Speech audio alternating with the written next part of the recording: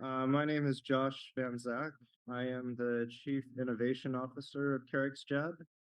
My job with the company is to rehabilitate the town of La Oroya, which has the La Oroya Metallurgical Complex. It is here pictured, and to some extent, the town has suffered a lot of ecological damage due to the people who had owned and operated the refinery before Kerikstad. And so the air, water, and soil have been making people sick.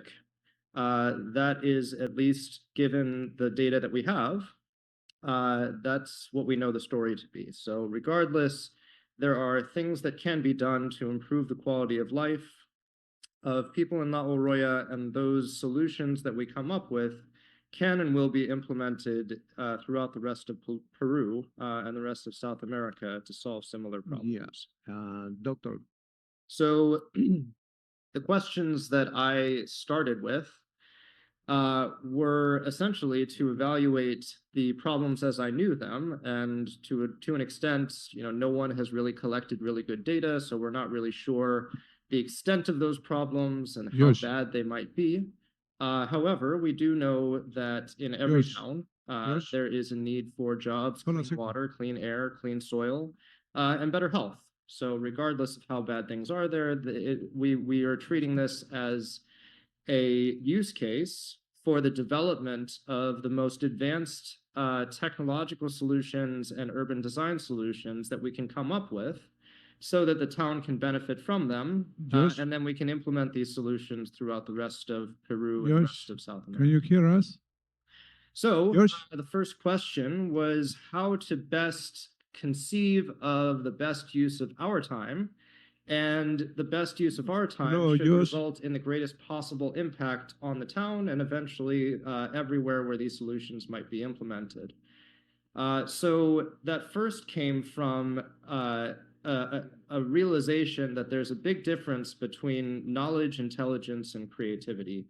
And I like to preach this to whoever I talk to, because people often trick themselves into thinking they're being very productive with technological solutions to problems, or giving their efforts to help people in need, when in reality, oftentimes the devotion of that time is resulting in something that could be a lot better. George? So here, and in Mr. this talk, Josh? yeah. Hello. George, can you hear me? George, one moment, please.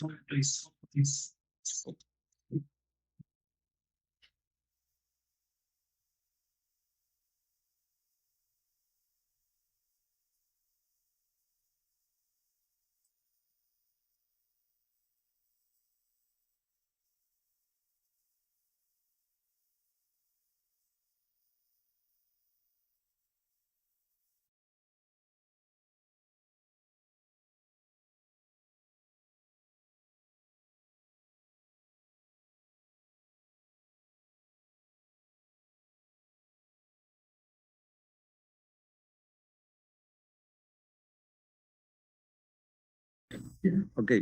Can you give me a moment for translating? Sure. Okay, I will pause after every sentence then. So here in this talk, we were discussing how to best come up with ideas that would give people the maximum benefit. And I was discussing the difference between knowledge, intelligence, and creativity. And here in this talk, knowledge is defined as the things that we know as a species. Intelligence is the ability to understand and organize that information, and creativity is to use our understanding of information to come up with new ways of understanding that information and using the information to do useful things.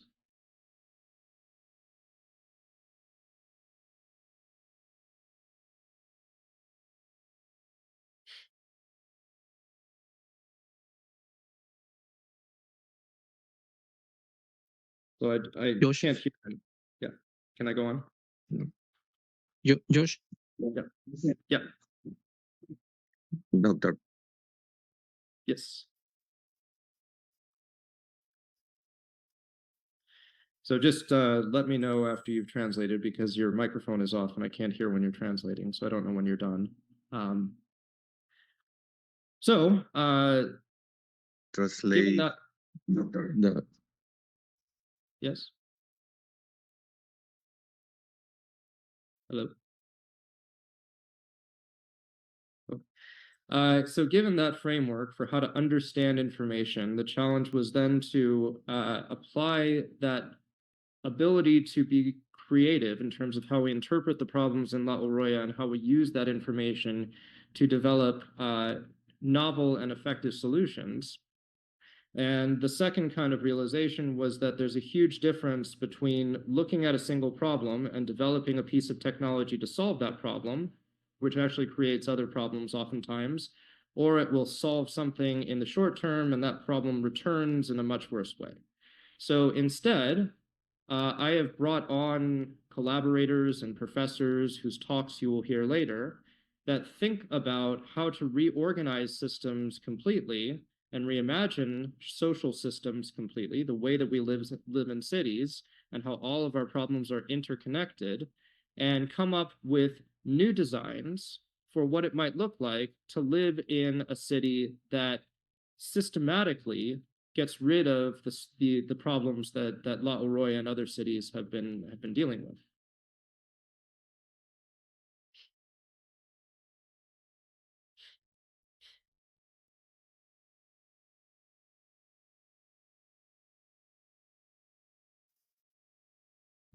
Hola. A ver, yo voy a traducir rápidamente lo que he hecho hasta ahora. Lo que ha hecho, que es el trabajo, él ha dicho que tiene un background, o sea, un antecedente, él es investigador de la Universidad de Josh, once we realize that we want to reorganize and reimagine all of life in a city as being interconnected and not just address individual problems, we then sort of thought about what it means to do something in a city, in that the actions of somebody or something will cause a reorganization of everything around those actions. So if you look at human progress, for example, it kind of happens along some path. We all kind of progress toward a certain point and we're all kind of facing the same direction until somebody or something thinks about the system of humanity differently. And then that reorganizes and reframes how we view progress. And so that's kind of the framework through which we are imagining what could happen in La Oroya.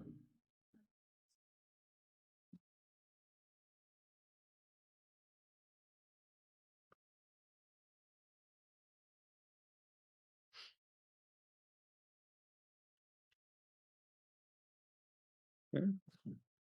So how are we actually doing this and what are we actually doing? Normally, it takes a really long time for any piece of technology to get out of someone's head into a laboratory or a company, through the rounds of funding, into manufacturing, and out to people. That's a multi-year process. And what's sad is that the solution to fix a really complicated set of problems almost always exists right now. It will just take 5 to 15 years for it to get to the people who need it.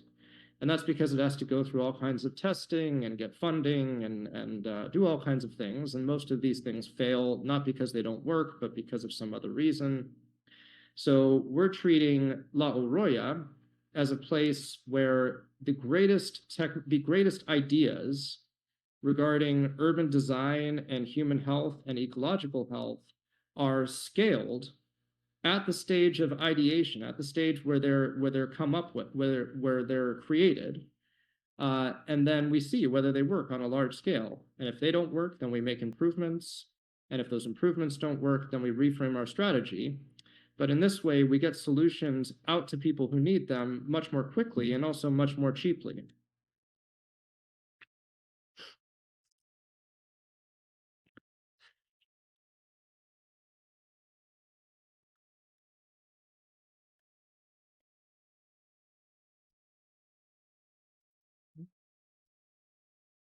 So the first organizing principle for solutions in La Oroya to be implemented was to realize that we don't have all of the solutions, and so we are going to have to find some way of getting the best ideas out there into that city and implemented and scaled in the fastest way possible.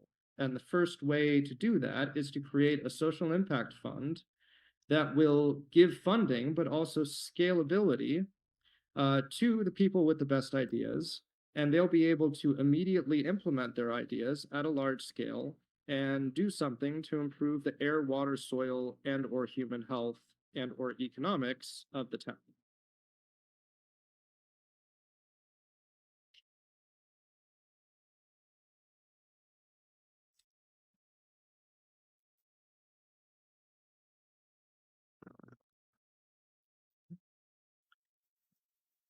And so once we came up with that idea to have a social impact fund, we then said, well, we don't actually know what the problems are exactly and specifically in La Oroya.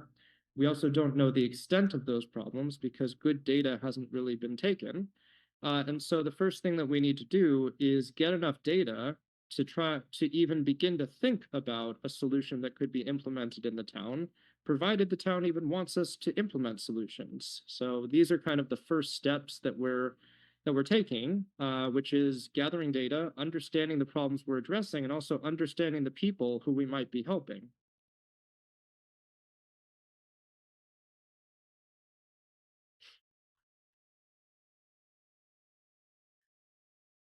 So that's all well and good to create a social impact fund and then to embed sensors and conduct surveys in the town to understand the problems.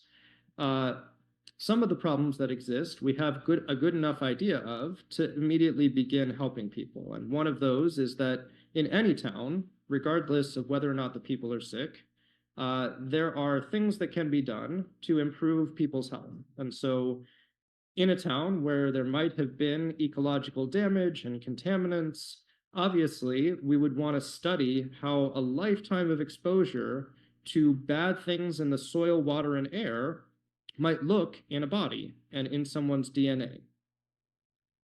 And using the data from that large-scale study, we can create supplements, and we will create supplements that can undo damage caused by things like microplastics and forever chemicals from smelting, heavy metals, dyes, textiles, whatever it might be.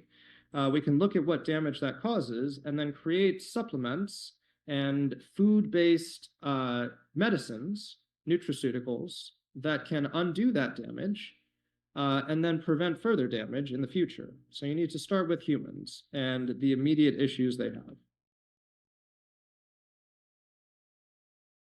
So this is the study that we would be starting with.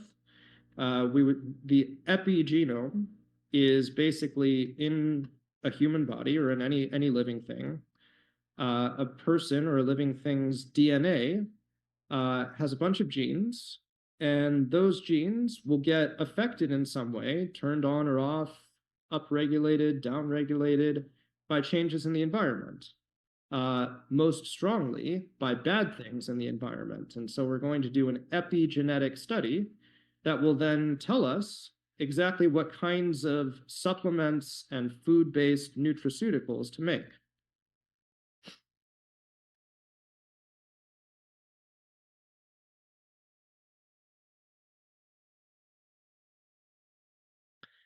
So then we'll develop these supplements in a laboratory and immediately start testing them out on animals first and then human subjects, and then get them out to the people who need them.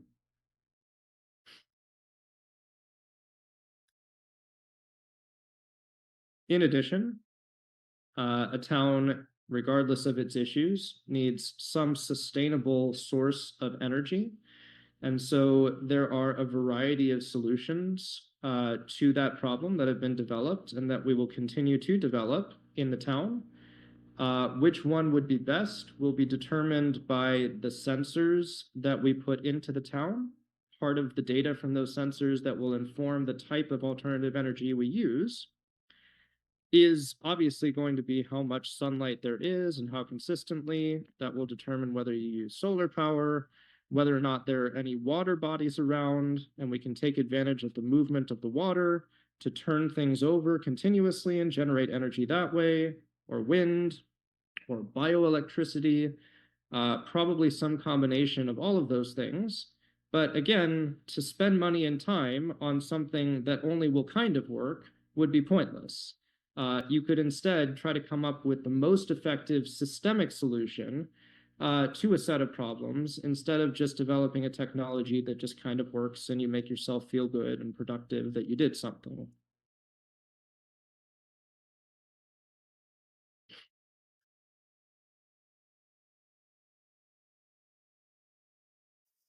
Okay.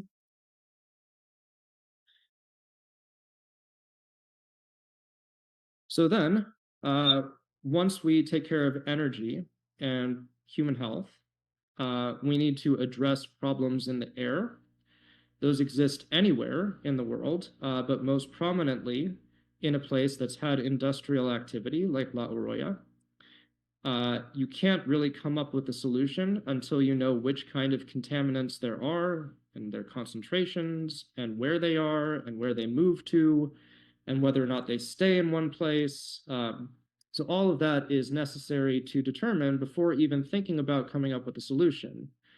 Some other technology company might say, let's just put in some air purifying mechanism into the town and then we'll call it a day. That probably won't work, and people will spend a lot of time and money thinking that they're doing something productive, when in reality, they just didn't understand the problem enough to come up with an effective solution. So being effective and feeling like you're productive are two very different things, and we want to be effective. And then finally, a sustainable source of food, nutritious food, that doesn't hurt people more than it helps them is obviously necessary. So my own company engineers devices that can understand the language that plants speak to each other and that plants speak to bacteria and to fungi. And then these devices can produce signals, in other words, speak the language of plants. And so when you genetically modify a plant, what you do is you try to get that plant to produce a signal that it doesn't normally produce. That could be a protein that alters the way that it responds to drought or to temperature increases, or it alters the way that the plant grows. It makes it grow faster, it makes it more pest resistant. But really what you're doing is you're taking all the plant cells and putting in some bit of DNA and saying, you've got only so much energy to power chemical reactions in a plant. And most of that energy, if not all of it, goes toward keeping the plant alive and allowing it to respond to its environment. So very little energy can be devoted to doing something new, to giving the plant some additional capability, which is what genetic engineers try to do. So what's important there isn't that the plant creates the signal, it's that the signal gets created in the first place. And so what our devices do is we use DNA and the machinery inside of cells, but we explode cells and we turn all of that into a powder. We put that into pebbles and sprinkler systems, and then the signal that you would want to create if you were a genetic engineer gets created instead by the soil. And in doing that, we can get plants to take up bad things in the soil, for example, heavy metals or plastics or forever chemicals. And then we can use those plants, for example, bamboo, in construction materials. Obviously, no one would eat those. And then subsequently, we can also grow plants with increased nutrient density, altered flavor profiles, increased growth rates and yields, and reduced water usage, all without genetic modification. So this is what we call our soil AI technology, and that's part of what we'll implement in La Oroya. I'll just pause for the translator to translate all of that.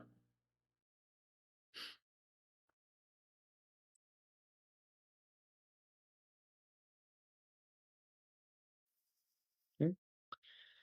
So this is sort of what it looks like. plant roots send signals into the soil. That could be I'm thirsty, or I'm hungry, or I need more of this nutrient and less of that nutrient. Some pest is eating me, whatever it might be, that gets sent into the soil.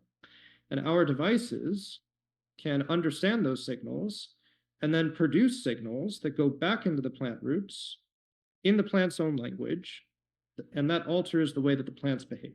And so that's really important in a place that needs its own source of food, but it also needs the soil to be cleaned. And we can use plants like bamboo to clean the soil and then cut away the bamboo, and now we have clean soil that we can use to grow things that people eat.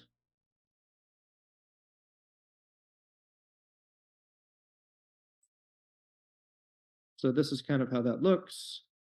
Signals go into the root, signals come out of the root. The signals that our devices create are in blue.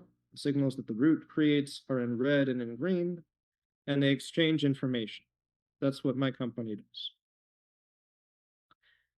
And in the same way, we can send signals using the same technology through sprinkler systems.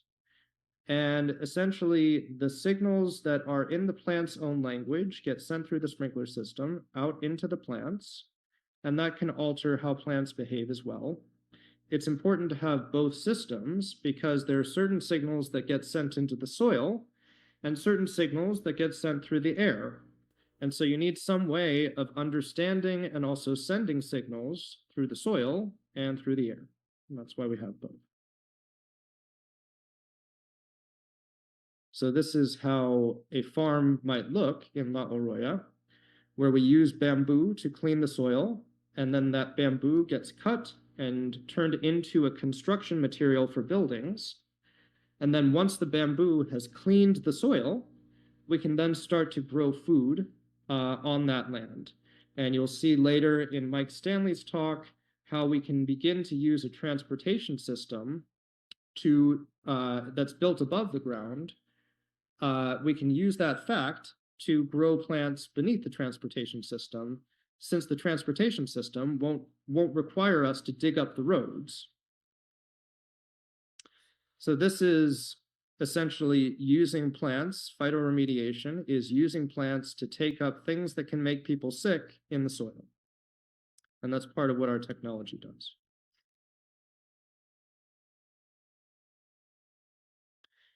And finally, if you're going to help people, you need to help people. So our efforts aren't just about technologies. They're about actually helping people who need it achieve the things they want to achieve. And you'll hear more about this being done in a very creative and effective way when Henry Lieberman and Christopher Fry talk, as well as when Mike Stanley talks. But essentially, nothing can improve people's lives without actually intervening and improving people's lives. You can improve the soil, you can improve the water, and that just prevents people from getting sick. But we want to go beyond that and actually improve the quality of people's lives rather than just preventing them from getting sick and preventing them from dying. So there are various ways to do that.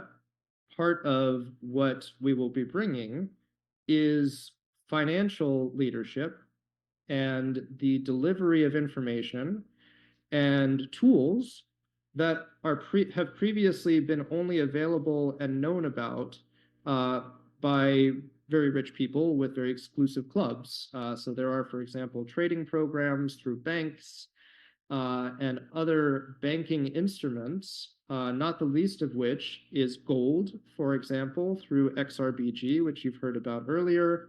We can use all of these financial mechanisms to teach people how to save money and how to rely less on their salaries and gain more autonomy in terms of their financial well-being so that they can spend money on things such as improving their town, creating systems that promote education, but also reimagine how the town is designed. So in order to sort of enable these innovations to be transported elsewhere in other places, we need to document whether or not things work. And so part of that will be filming a documentary, not to showcase all the great things we're doing, but to actually document the process of addressing really, really complex issues, and then sometimes failing and sometimes succeeding, but documenting that process so that we can keep track of things that are actually impactful and then use those things in other places. So this is that financial advisory and planning that I was talking about. And then finally, part of my job is to help modernize the metallurgical complex by automating processes, implementing cybersecurity, optimizing machinery and equipment, and also implementing safety standards so that industrial processes like mining and refining don't continue to pollute the town.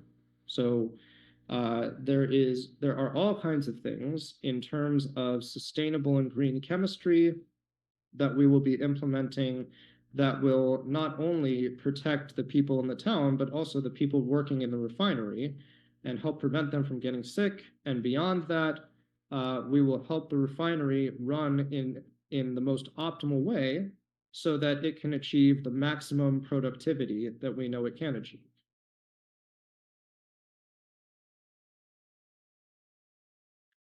So this is an overall map of the improvements that we will make to the refinery.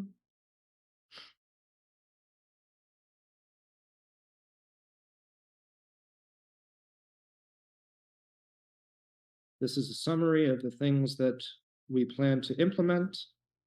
As you can see, a lot of automation can and should be implemented in these processes so that humans have to do less. And humans have to be where toxic things are much less frequently.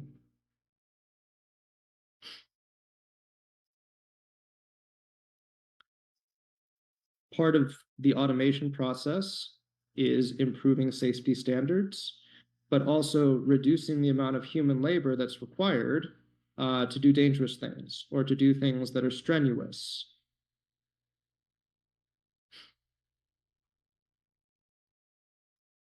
And then finally,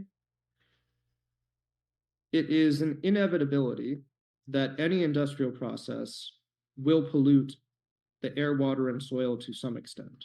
And so we have some very creative solutions to continue to prevent that from happening. And not only that, take the contaminants from industrial processes, isolate them, and then sell them back to industries that need them. So that's kind of the idea. Let me know if I'm going too fast for the translator.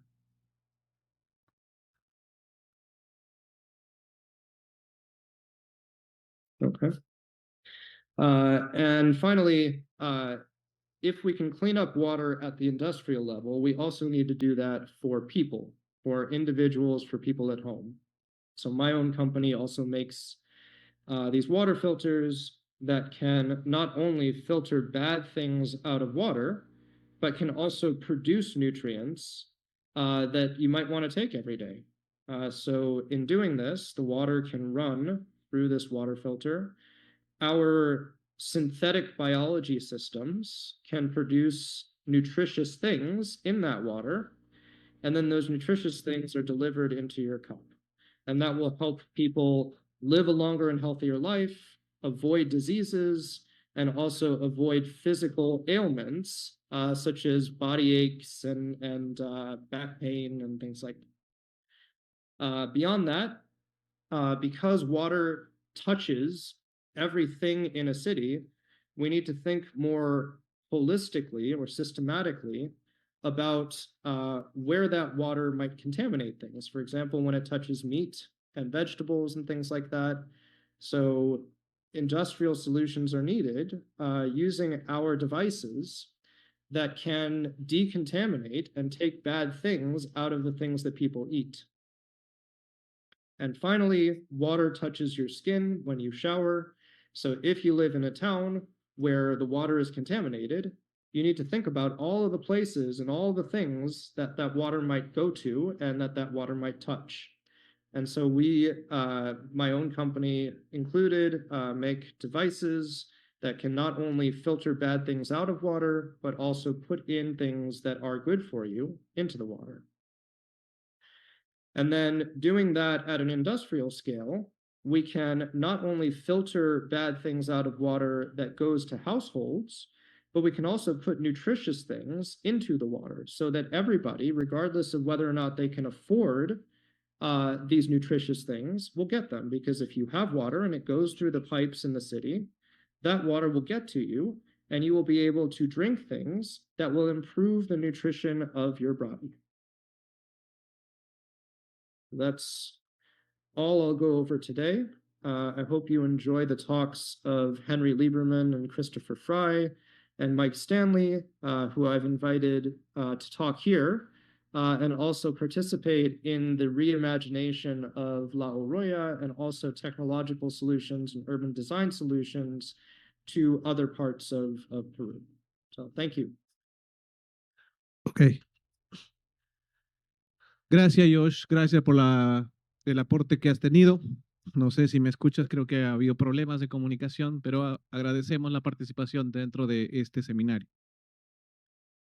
Ok, para facilitar un poco el entendimiento de lo que Josh nos ha explicado, voy a invitar al ingeniero Américo para que resuma para el público no hablante de inglés un poco lo que ha explicado Josh.